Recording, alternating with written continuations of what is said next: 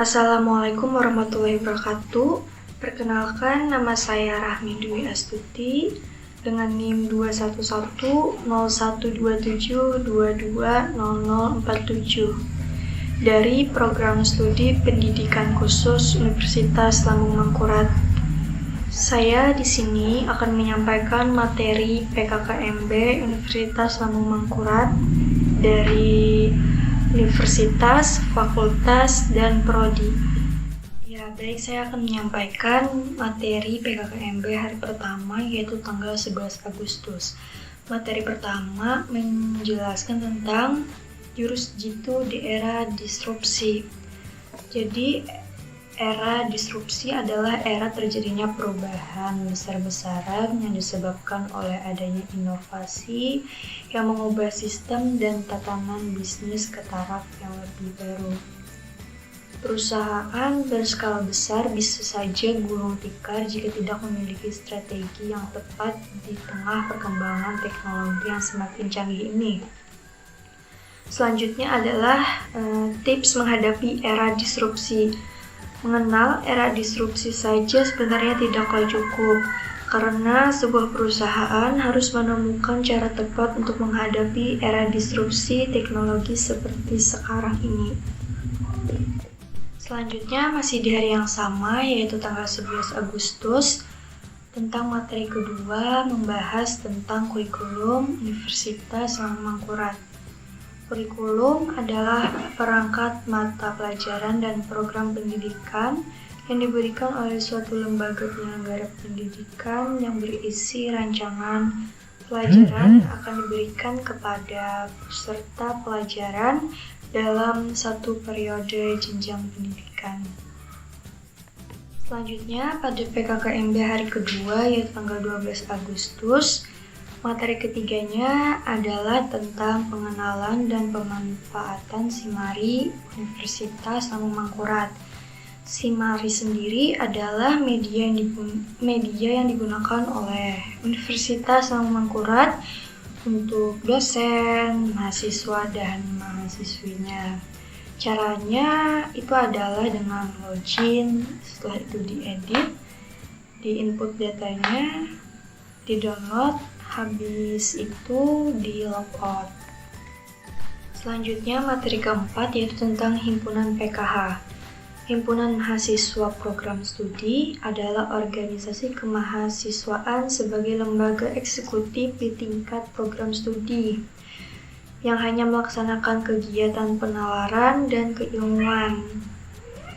Tugas pokok dari himpunan mahasiswa adalah menyelenggarakan kegiatan ekstrakurikuler dan kurikuler yang bersifat penalaran sesuai dengan program studi jurusan, melakukan advokasi kepada mahasiswa yang menemui masalah akademis dan kemahasiswaan.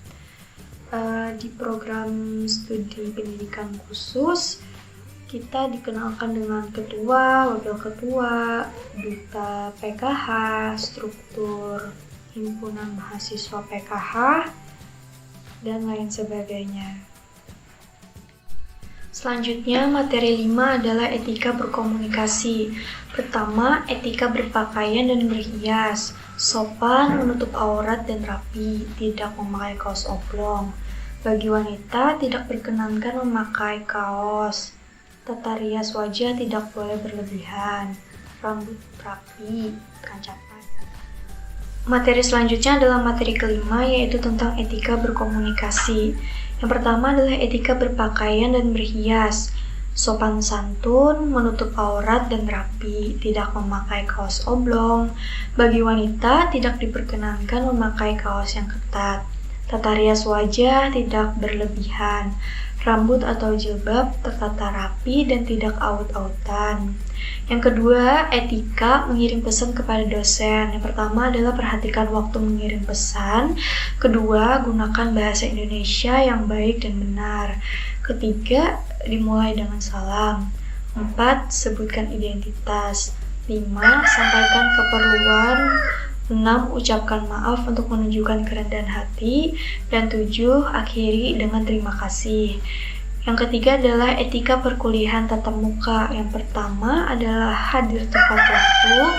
Yang kedua, memperhatikan penjelasan dosen. Yang ketiga, bertanya dan berpendapat. Keempat adalah menghargai pendapat teman. Dan yang kelima, gunakan HP sewajarnya dan seperlunya saja saat perkuliahan dimulai. Materi ke-6 yaitu tentang FSI, Forum Studi Islam. Tujuan FSI yang pertama ialah harus melahirkan mahasiswa beriman. Kedua, harus menyiapkan generasi bertakwa. Ketiga, harus menyiapkan generasi berakhlak mulia. FSI berlandaskan kepada Al-Quran, maka dari itu setiap mahasiswa dan mahasiswi harus bisa membaca Al-Quran. Quranlah yang menjadi fondasi dari FSI ini, yaitu Forum Studi Islam Universitas Lembang Mangkurat, Program Studi Pendidikan Khusus. Selanjutnya, hari ketiga pelaksanaan PKKMB, tanggal 13 Agustus. Materi ke-7 yaitu tentang online learning. Aktivitas mahasiswa yang pertama adalah pembelajaran online. Kedua, berpartisipasi aktif dalam diskusi. Tiga, mengerjakan atau menyelesaikan tugas. Dan yang keempat, mengerjakan tes atau kuis online. Media e-learning yang digunakan adalah Simari, Google Meet, WhatsApp, dan Zoom. Persiapan mahasiswa untuk pembelajaran daring. Pertama adalah kesiapan mental untuk kuliah mandiri. 2, komitmen waktu untuk belajar. 3, siapkan alat penunjang belajar. Dan 4, siapkan ruang belajar yang kondusif. Materi ke-8 yaitu pengenalan Lab Junjung Buih, Laboratorium Pendidikan Khusus FK Universitas Lembang Mangkurat.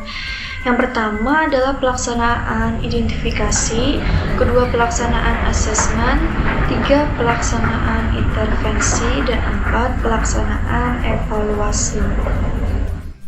Dan materi yang terakhir adalah materi ke-9 tentang pengenalan IKAL PKH atau Ikatan Keluarga Besar Alumni Pendidikan Khusus, yang mana alumni dapat tetap ikut berpartisipasi pada jurusan pendidikan khusus ini dan tetap menjalin silaturahmi dan komunikasi baik antar dosen, mahasiswa, mahasiswi yang sudah menjadi alumni, ataupun mahasiswa atau mahasiswi yang masih ada pada jurusan ini.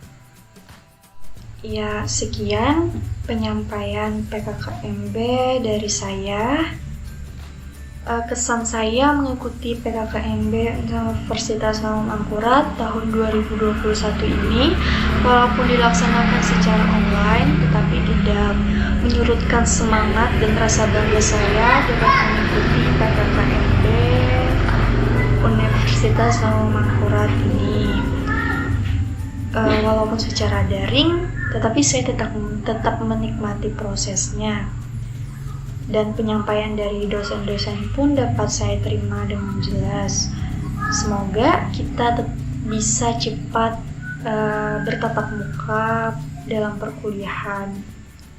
Mungkin ini saja yang bisa saya sampaikan. Sekali lagi mohon maaf apabila ada kesalahan. Wassalamualaikum warahmatullahi wabarakatuh.